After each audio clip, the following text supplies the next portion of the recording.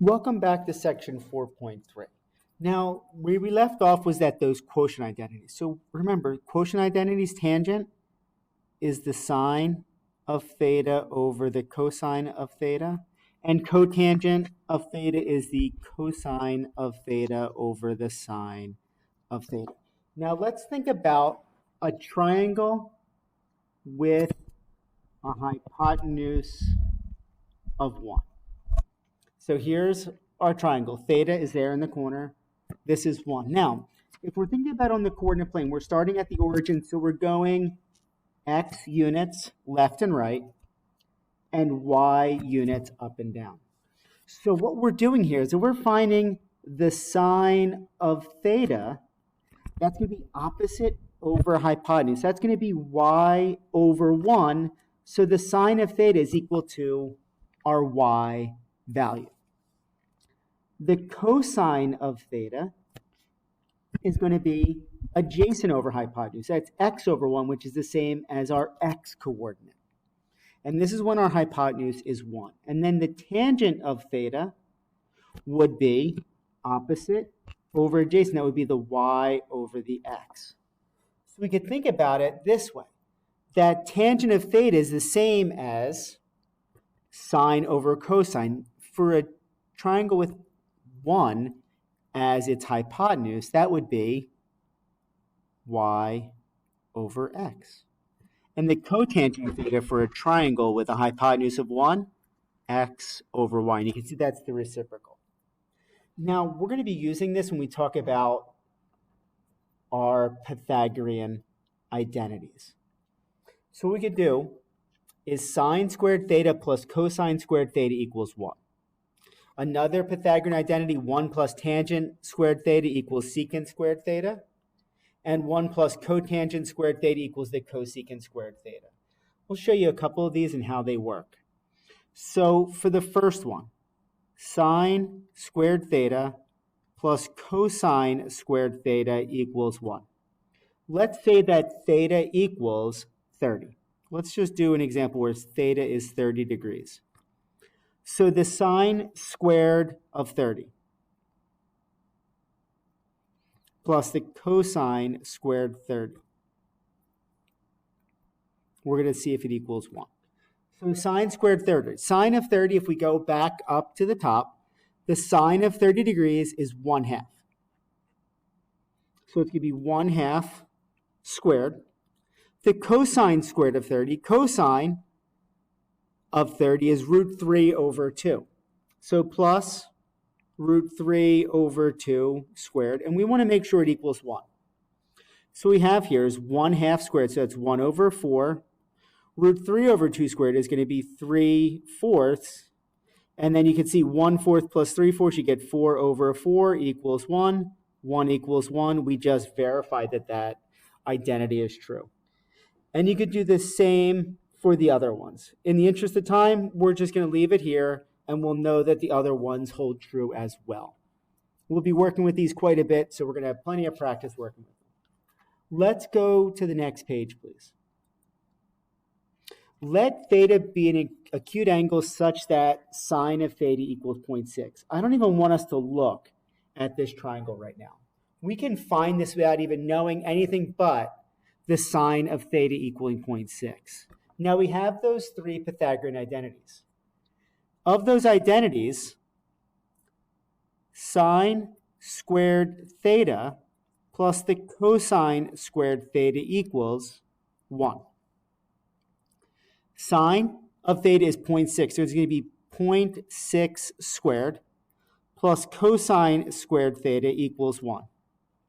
When we square 0.6, we're going to get 0.36 plus cosine squared theta equals 1. When we subtract 0.36 from both sides, we get cosine squared theta equals 0.64. Now we're looking for cosine. So to undo the cosine square, we're going to take the square root of both sides. So the cosine of theta is going to be, and we're just going to look at the positive, 0.8. And that's our cosine squared theta. And you can see 0.6 for that leg, 0.8 for that leg. So it worked. We found the correct answer. Now the tangent theta. Let's pretend we don't know anything but the sine and the cosine. So tangent theta, sine theta over the cosine theta. That's from the previous page. So what we could do, it's sine theta, which is 0.6 divided by 0.8. And if you divide 0.6 divided by 0.8, you're going to get the tangent of theta is going to be 0.75. And that's using our properties on the previous page in identities. Once again, we don't need to look at this triangle to find these values. We know that the tangent of theta is 3. We can find the cotangent because cotangent is the same as 1 over the tangent of theta. So cotangent is just 1 over 3. And we already found our value.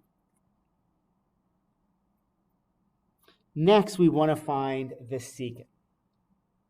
Once again, let's pretend we don't know the picture. So the secant, we have a Pythagorean identity that involves tangent and secant.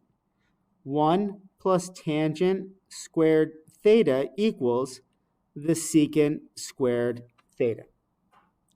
So it's 1 plus 3 squared equals the secant squared of theta. 1 plus 9 equals secant squared theta. 10 equals the secant squared of theta. Take the square root of both sides. Secant of theta equals the square root of 10. We didn't need a diagram. All we needed was our identities to find that value. Next, we're going to be working on how we can rewrite the left-hand side to look like the right-hand side. I'm not going to do anything to the right-hand side. Now, I can rewrite the left-hand side. Tangent is the same as 1 over the cotangent of theta times the cotangent of theta equals 1. There's multiple ways to do this. So I'll put that over 1 as a placeholder. You can see the cotangents cancel. 1 equals 1. We just made the left-hand side look like the right-hand side. We're really just practicing rewriting these. Now, for problem number 7, same thing. I don't want to touch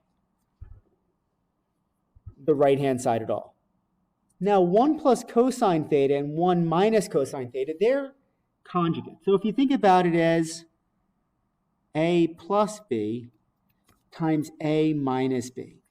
When you multiply those, you get a squared minus b squared. So what we're going to do here is we're going to get 1 squared minus cosine squared theta, which is 1 minus cosine squared theta.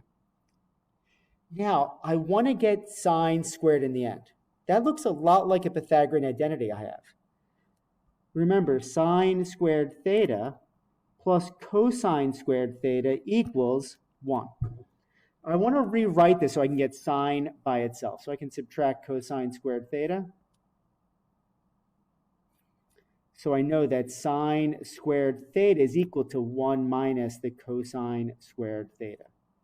Now, if you look at that, instead of writing 1 minus the cosine squared theta, I can replace that with sine squared theta. I'm going to substitute in place of 1 minus cosine squared theta, sine squared theta, and we have it equaling to sine squared theta. That's rewriting. We're going to be spending more time with this, especially in chapter 5 of rewriting. But just keep those facts in mind. Let's turn to the next page. A surveyor standing 115 feet from the base of the Washington Monument. Surveyor measures the angle of elevation to the top of the mountain. Now, we're standing down here looking up. Angle of elevation is you're looking out horizontally. You're looking then tilting your head up. That's your angle of elevation. That's your 78.3 degrees. Now, here's the Washington Monument. And we're 115 feet away from it. How tall is the Washington Monument? That height is going to be our value for x. So what we have here is we can find the information using trigonometry.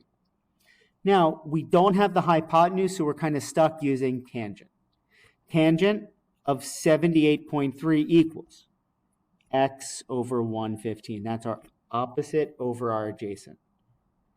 I could put tangent 78.3 over 1, and then it's a proportion, and we cross multiply.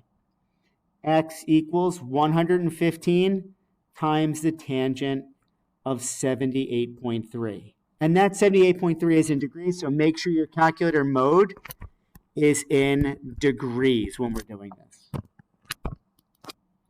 So x equals about 555.31 feet. So it's about 555 feet tall, the Washington Monument. You are 200 yards from a river. Rather than walking directly to the river, you can walk 400 yards along a straight path to the river's edge. Find the acute angle between this path and the river's edge. So here we have our river, and we're standing over here. If we walk directly, it's 200 yards. But we can also walk along a path that is 400 yards long. We want to find the angle between the river's edge and the path. Now the path is here and the river's edge is here. This is the angle we're looking for. That's where theta is located. Now we do have the hypotenuse and we do have the opposite leg. So because of that, we want to use sine of theta. So the sine of theta, that's the opposite over the hypotenuse. So it's going to be 200 over 400. So the sine of theta is 1/2. Now our goal is to find the measure of the angle. To find that, we have to take the inverse of both sides. We're going to take the sine inverse of the sine of theta and the sine inverse of the 1/2. The sine inverse and the sine cancel, so we're going to get theta equals. Make sure you're still in mode of degrees. So hit second and then sine, that'll bring up sine inverse, and that'll tell us the angle measure, which in this case is 30 degrees. That's the angle between the river's edge and the path.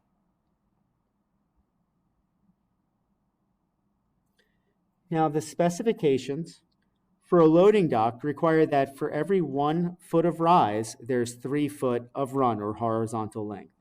Find the lengths of B and C and then find the measure of theta. So theta would be down here. That's that angle of elevation. Now, if we break it down to its basic pieces, for every 1 foot of rise, we need 3 feet of run. Now, what this is a similar triangle. That angle of elevation would be the same. So we can set up a proportion to help us out. Put those corresponding sides in a ratio. 1 over B equals 3 over 20. 1, this small leg goes with this small leg. This larger leg goes with this larger leg. And we can cross multiply, help us solve for B. So when you cross multiply, you get 3B equals 20. And then divide by 3. B equals 20/3, which is about 6 2/3 feet. Feet, not inches. So there's B. Now we can find our value for the hypotenuse. And what we could do is we can then find our angle measure first. There's a couple of different ways to do this. Now I want to find theta. Now I can use the small triangle. Now since I don't have the hypotenuse, the tangent of theta is going to be opposite over adjacent, 1 over 3. Now, once again, we have to use the inverse. Tangent inverse of tangent theta equals the tangent inverse of 1/3. Theta equals, and the tangent inverse of 1/3 is about 18.43 degrees. Now, there's a couple different ways we can find the hypotenuse. I don't really feel like finding it in the small triangle and then using ratios to find it in the larger triangle. What I could do is I know this angle is 18.43 degrees, and I know this side here is 20 feet. I have my adjacent side and my hypotenuse. I can use my cosine.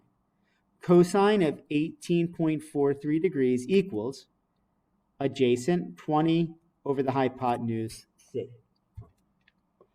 Put that over 1 and cross multiply, so the c times the cosine of 18.43 equals 20. To isolate the c, divide both sides by the cosine of 18.43. C equals, and 20 divided by the cosine of 18.43 is about 21.08 feet. We found those three values.